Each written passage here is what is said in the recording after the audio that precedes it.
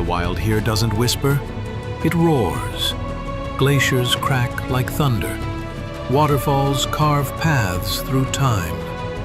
And in the middle of it all, she waits. Motor yacht unbridled.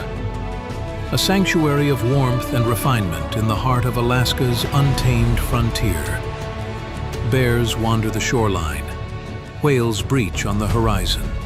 Seals nap on drifting ice while you sip champagne on the aft deck. This isn't a cruise, it's a calling, and only the bold will answer. Now booking your next unforgettable charter, yachtunbridled.com or through your preferred charter broker. Top of the morning, folks. It's Captain Liam here, Captain of the Motor Yacht Unbridled, currently in Seattle. Got my jumper on. It's a little chilly here, but I'm honoured to have Melanie White, the founder of Marathon for Mental Health, join me. How are you today, Melanie? I'm very good. I got my run in this lunchtime, so I'm feeling very good. Ah, you've got that warmth already. Yeah. Otherwise, it was freezing. I'm just outside London, so it's not that warm here either. And what time of days do you kind of do your running? Is it a lunchtime one when it's kind of the middle of the day? It has to be, it has to be the beginning or the middle of the day. Otherwise, if it gets too late, I just won't get out. Yeah. So we'll go into that. People are dying to Yeah. hear about this Marathon for Mental Health. As founder, where did it start? What was the ideology? Tell us a little bit. You got a background in yachting. You're now just north of London. Tell us a little background of Melanie. So I'm really excited personally. Yeah, so the marathon came as a concept about a year ago. I've been working closely with Emma at Seize the Mind now for 5 years. We both experienced poor mental health when we were working as yachties throughout our 20s. We had a very similar shared history as yacht chefs. We did come past the depression that we had in yachting, and for both of us, we're going to go hard, suicidal ideation. But we did come past that, and we really believed and had fabulous careers. And quite often the narrative is, it doesn't quite meet past the really low points. And so we were quite clear when we set Seize the Mind up, we wanted to really give people the tools they needed to be able to stay mentally well on board. But I think as we got to the kind of approaching the 5-year mark, we'd trained about 2,000 seafarers by this point, and we always would direct people to Ice One's resources. Yeah. And Ice One's an incredible charity, International Seafarers Welfare Assistance Network, and they started in shipping and cruise, but they recognized the need for support in yachting, and they have some incredible resources that we're always signposting people to, also namely their yacht crew helpline.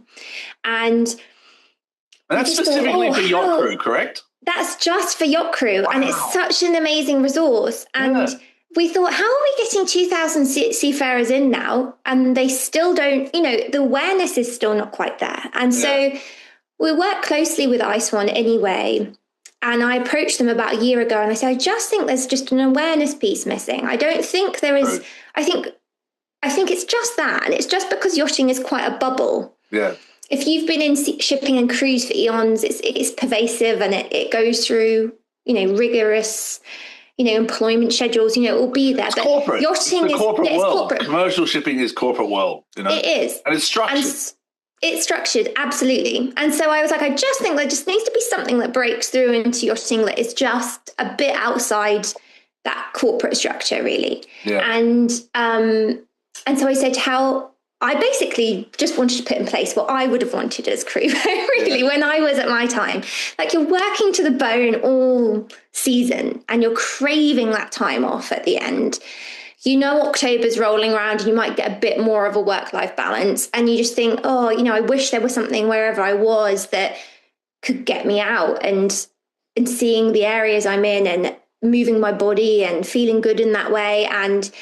And so I said, look, what if we try and create a flexible marathon that's really accessible for as many crew as possible to partake in? Yeah. And in the process, try and encourage people to donate to the charity, but also become aware of the resources just by proxy, because you might find somebody that loves running or loves hiking, and they go out and meet someone else for this hike and they think that's what they're there for.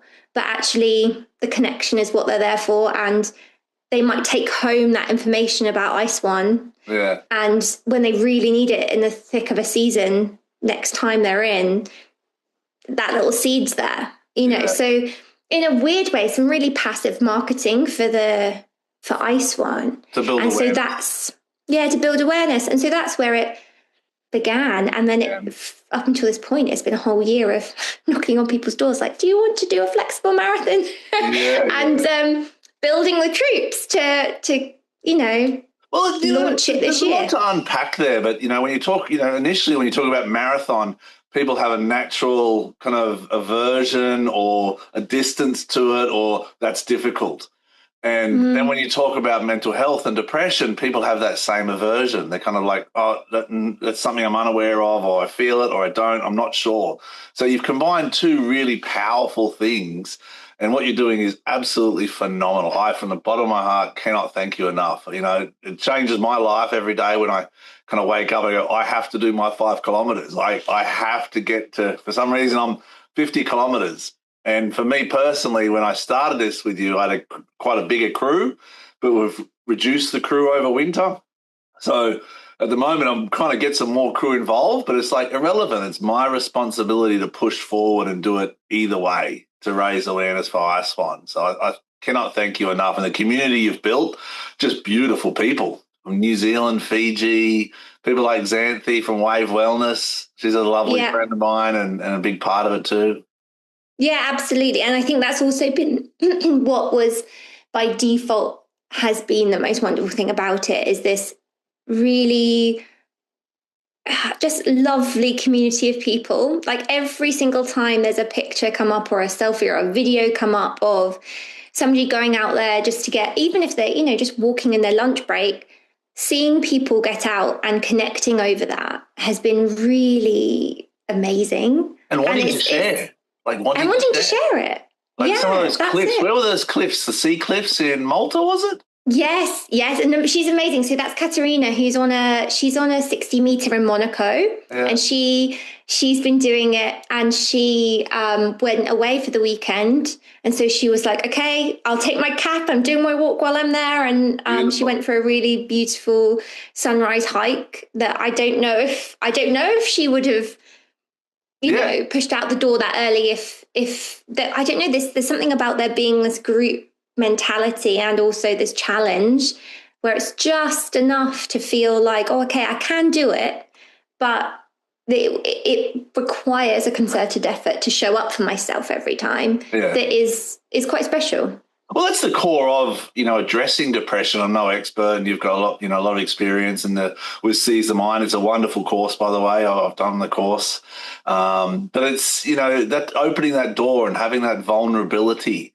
And that's what I implore crew to kind of, and family and my kids, and just be vulnerable. It's okay not to be okay. But how do you find that help? That's the challenge. And that's where Ice One and different organisations have come into yachting. In your experience, why do you think yachting creates such a difficult environment? Because it is different to merchant shipping, very different. It is different. I think there are pressures that come with any form of luxury hospitality that are very acute. And that kind of pressurising environment means everybody needs to be operating at a high standard. And you have to do in hospitality a lot of masking. You do a lot of smiling when you're on. You do a lot of, it's your job. It's a show. It's a show. You are running. You are on Let's be the real. show, and the show is running for a long period of time. Yes, you might have a standard and a high. It's a huge amount to ask of people that everybody's going to have a bad day. But when also it's on for a long period, you might have back-to-back charters, or the owner's on for a long period of time, any of those things. And then naturally you aren't accessing your normal tools for support, whether or not it's being with your family or, being able to get off the boat for a run or exercise. Or a dog or cafe. Exactly. You can't access those things so readily. So that's one kind of coping mechanism taken out for you. And then you throw in other things that are really like building blocks of mental health, like solid sleep. There's alarms waking you up, or you might be on delivery and it's rough, or those things. And then you throw into the mix crew culture on board and how people are getting along and interpersonal relationships. Yeah. That's hugely complex. And if you're if you have that set, it's the best job in the world.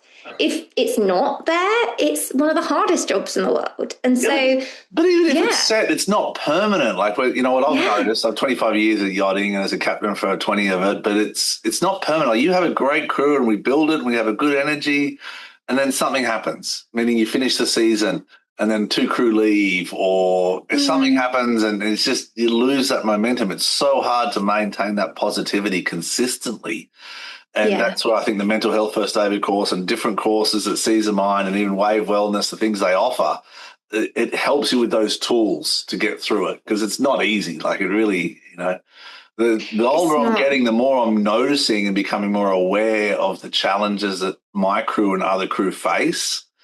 And a lot of it's like the anxiety. I don't know if you've seen that. Like, when I see new crew join, like we had yesterday a day worker, and now she's going from 1 day a week or something to 3 days a week.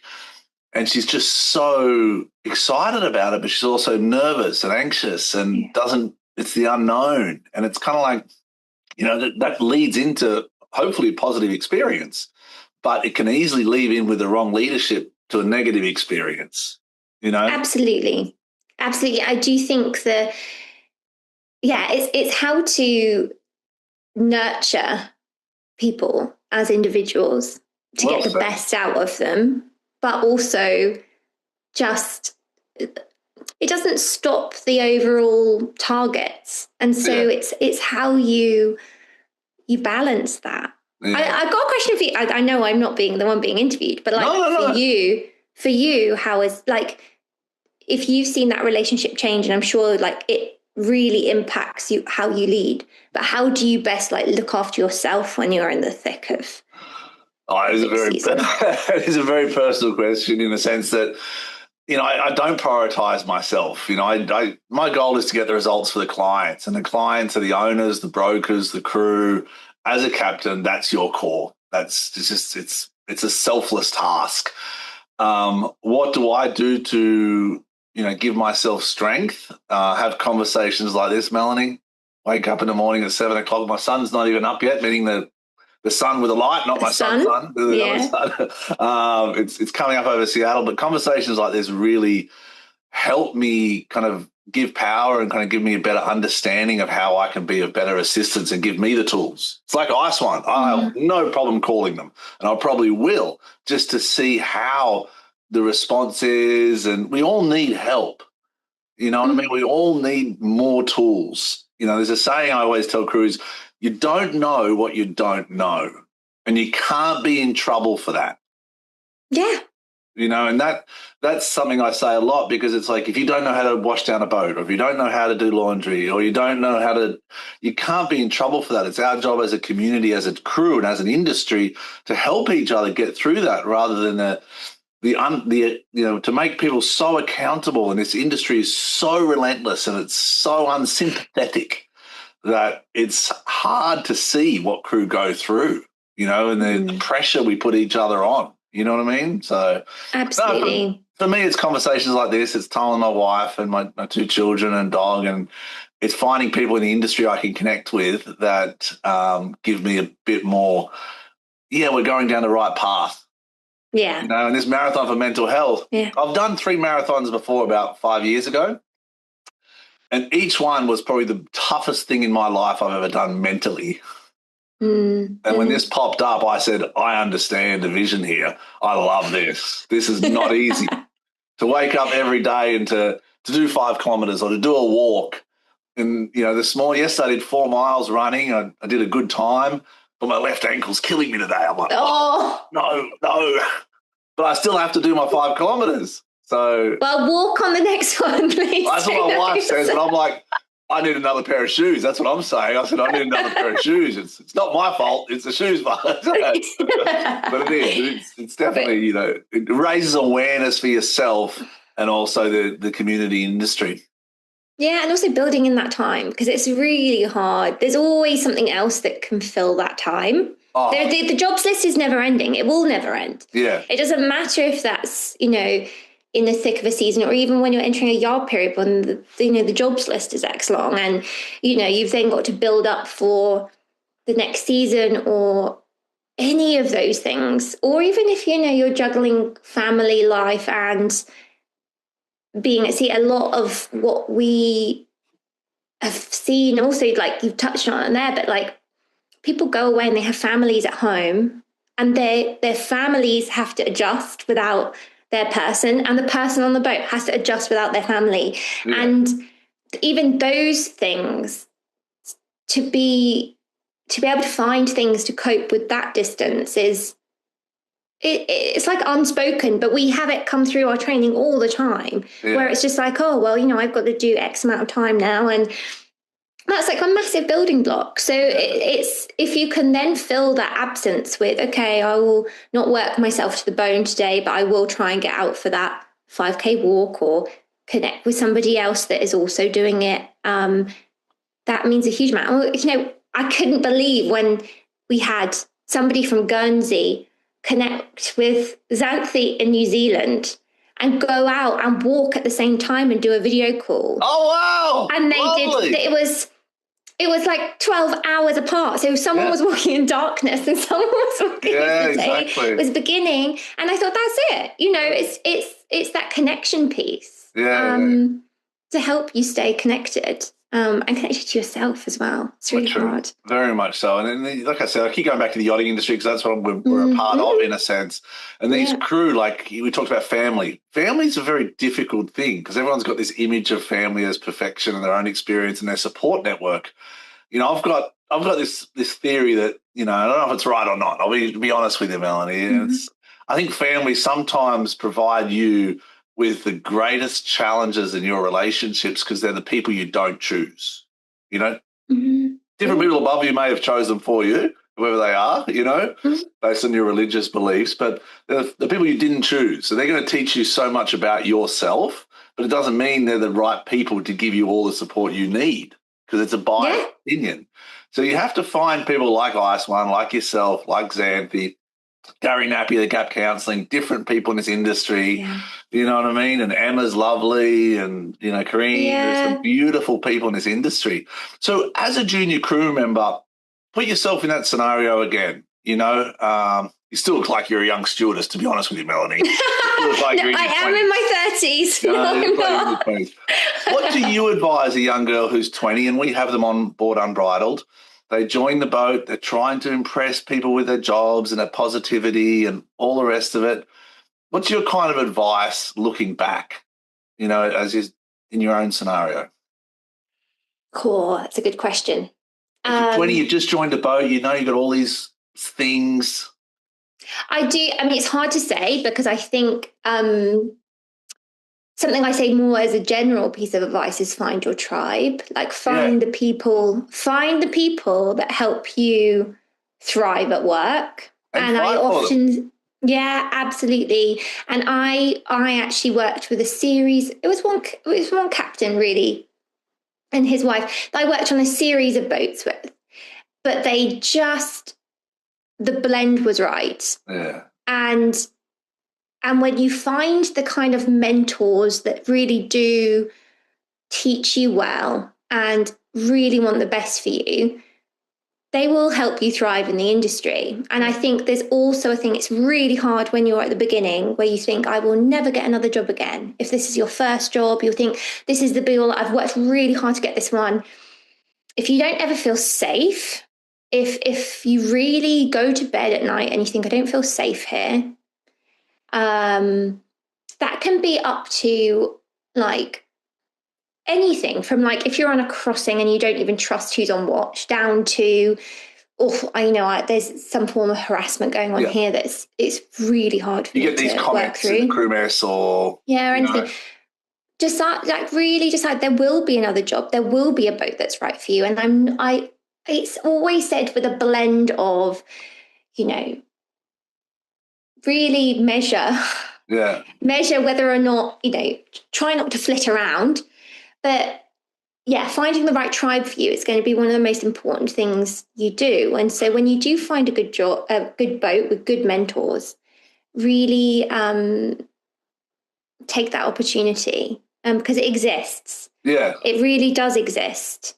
100%. There's a right boat for everyone. Yeah. And a lot of my conversations with crew over the years, after a year on board, where they're kind of getting a bit flat, they're not feeling the motivation. That's when I do say, look, try something different. You can always come back, to Unbridled or the different programs, but try something different. Get a fresh break. Take some leave without pay. Get some space. But Ice One itself, if I am a young stewardess or steward or deckhand, and I call up Ice One just on a Friday, everyone's out drinking.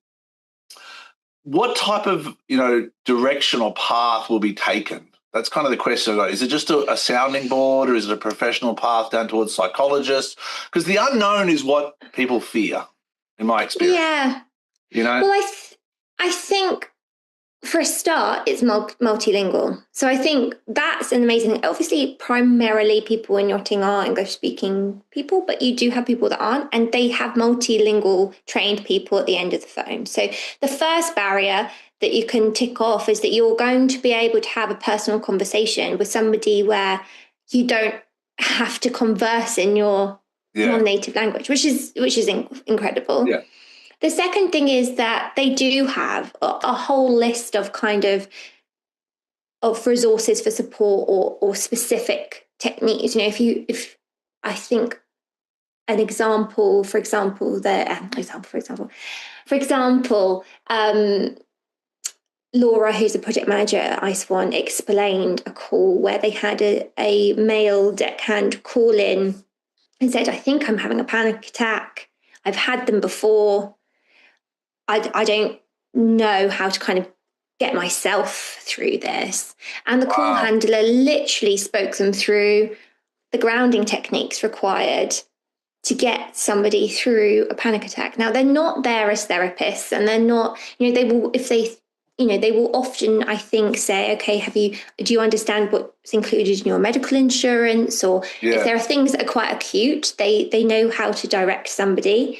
But even down to something like that, they've got that on hand and they can support in that way. Much like quite often they have people ringing saying, they're really struggling with an interpersonal relationship on board, for example. Yeah. Or there was a case of I think they were a stewardess. Their relationship had closed off and it became really hard for them to work on board. But their ex-partner did not want them to leave, was being quite coercive in them being able to access the feeling that they had the right to leave the boat if they wanted to. Yeah. And so it's all down to those. There's a huge nuance of things that they can handle. So it's not so much psychotherapy or psychology, no. More of a support group.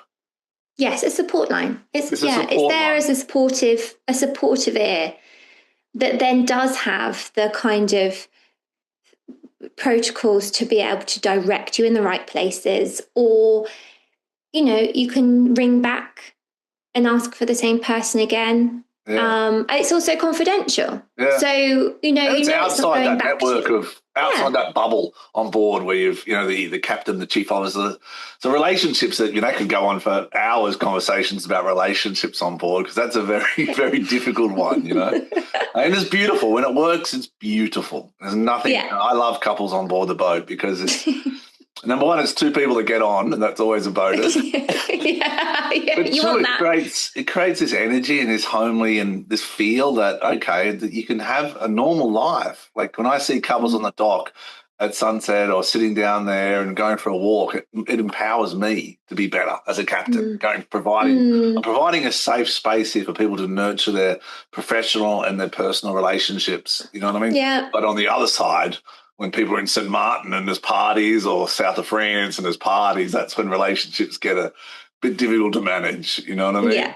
And you've got to be a counsellor on the bridge when I get a knock, and I'm like, okay, all right, all going to be okay. It just takes some time. Let's let's change your roles up a little bit. Let's figure out how we can work together and get some space. You know what I mean? Take holidays separate is what I usually advise to. That's also such a hard thing, right? It's finding the space. I think that is, in every sense of the word, one of the hardest things about working yachting. Whether or not that's physical space or mental space or whatever it is, it's finding that realignment with who you are amongst what is all encompassing, which is yachting. You can't really have a career in it without it being almost your identity, but you really have to know who you are to not just let it become everything. And do we ever get there though? Like, you know, like I have this saying, you know, I said, my son, he's 16 now, and he's got this book that I wrote in 1996. Well, it's a book of quotes that when I'd go to school, I'd write these quotes, and we found it the other day and he was going through it. And I was like, wow, this is me going to school when I was like your age at 17 almost. And I'd write these quotes. And one was, if you don't go within, you go without. And he's like, what does that mean, Dad? I said, well, if you got to keep going in.